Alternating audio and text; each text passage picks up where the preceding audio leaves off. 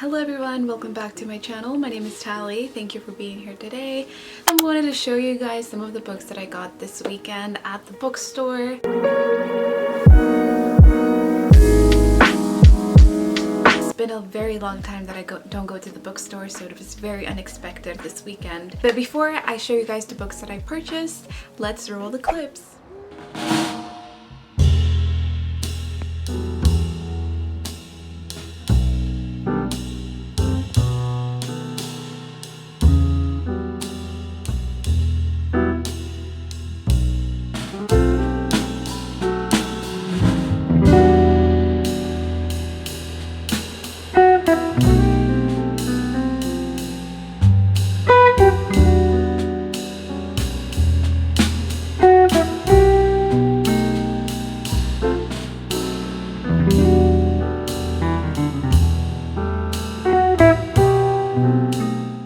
No idea what I was looking for, but usually when I do go to the bookstores unexpectedly, I look for authors that I have read in the past. I look for books that I've seen on BookTube or Bookstagram, and so that's why Bookstagram is very helpful. Of these, I just checked the synopsis in the back. That helped me figure out if I wanted to take it home. So let's get right on to it. The first one that I got is The Last Anniversary by Liane Moriarty. I have read Big Little Lies by this author and I absolutely loved it. It's the only book that I have read from this author, so I was so excited to pick this one up because I loved the plot twist in Big Little Lies and I'm looking for something like that right now in a romance. So it follows Sophie, who always wondered if Thomas Gordon was the one who got away. He was the perfect boyfriend, but on the day he was going to propose, she broke his heart.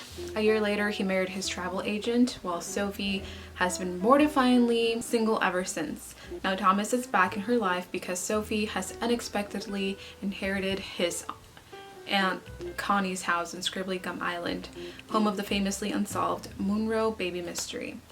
Sophie moves onto the island and begins a new life as part of an unconventional family where it seems everyone has a secret.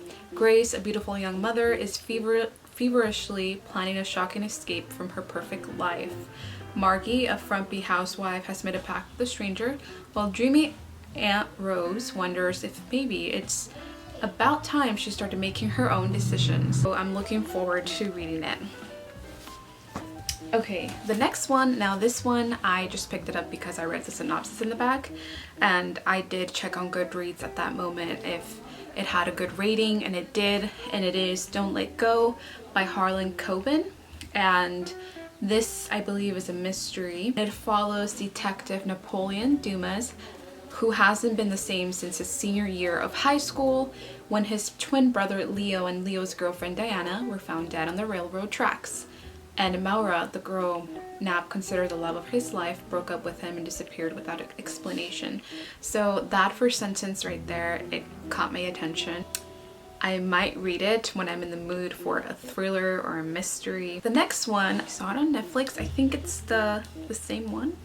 I'm not pretty sure. I'm that type of person that likes reading a book first and then watching the movie adaptation to it, and that is The White Tiger.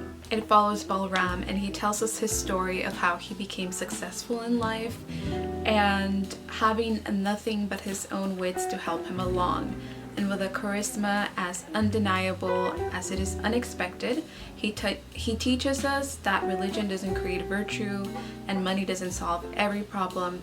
But decency can still be found in a corrupt world, and you can get what you want out of life if you eavesdrop on the right conversations. So definitely looking forward to this book and then watching the film.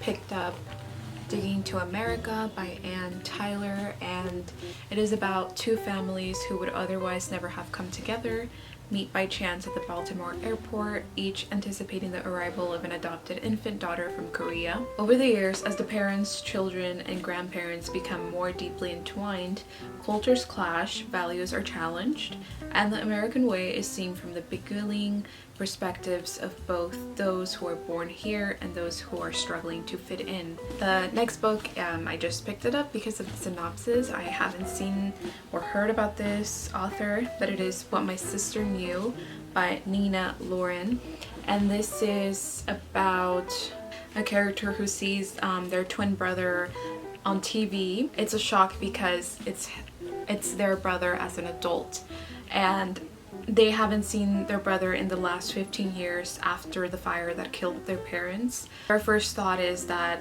this person on TV is not their brother. Deep down they know that it is, and now they're wondering what their brother did because he's on TV, and it's a fiction, I guess, kind of like a mystery. This one I have seen on Bookstagram and Booktube. I've been meaning to read it.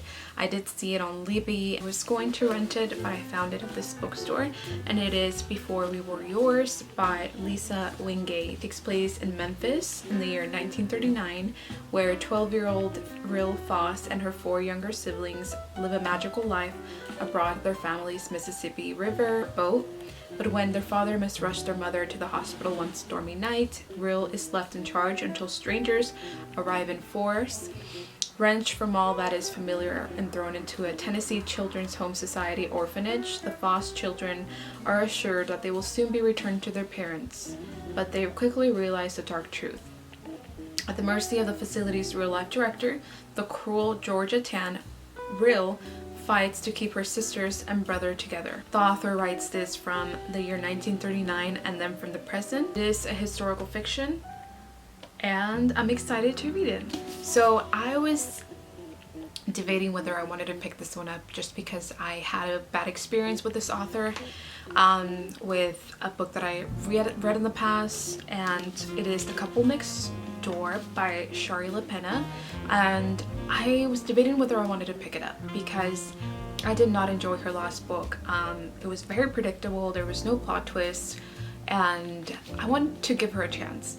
I'm that kind of a reader that if I don't like a book from an author, I want to give them chances by reading another of their books. So I picked up The Couple Next Door, and this is a mystery, and it follows Anne and Marco, who seem to have it all: a loving relationship, a wonderful home, and their beautiful baby Cora.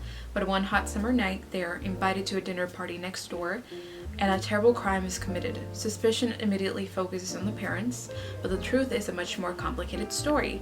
Inside the Conte's curtained house, an unsettling account of what actually happened unfolds.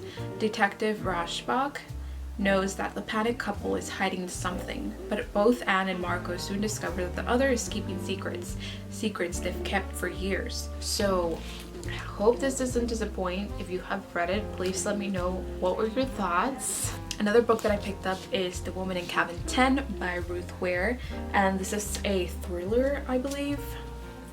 This is a thriller. It sounds like a thriller. Yeah, so it's a twisty mystery, suspenseful and a haunting novel, and it takes place in the sea, as you guys can see. It follows Lo, who is a journalist who writes for a travel magazine. He's been given the assignment of a lifetime, a week on a luxury cruise with only a handful of cabins. The sky is clear, the water is calm, and the Vineyard select guests the exclusive cruise ship. The Aurora begins her voyage in the North Sea. At first, Lo's stay is nothing but pleasant. The cabins are plush, the dinner parties are sparkling. But as the week wears on, frigid winds whip the deck, gray skies fall, and Lo hears what she can only describe as a dark and terrifying nightmare: a woman being thrown overboard. The problem? All passengers and crew members remain accounted for, and so the ship sails on as if nothing has happened, despite Lo's desperate attempts to convey that something or someone has gone terribly, terribly wrong. Those are all the books that I purchased at the bookstore. Let me know if you have read any of these. Please let me know what were your thoughts, and if you enjoyed. Hope you guys enjoyed this video. We'll talk to you guys later. Bye!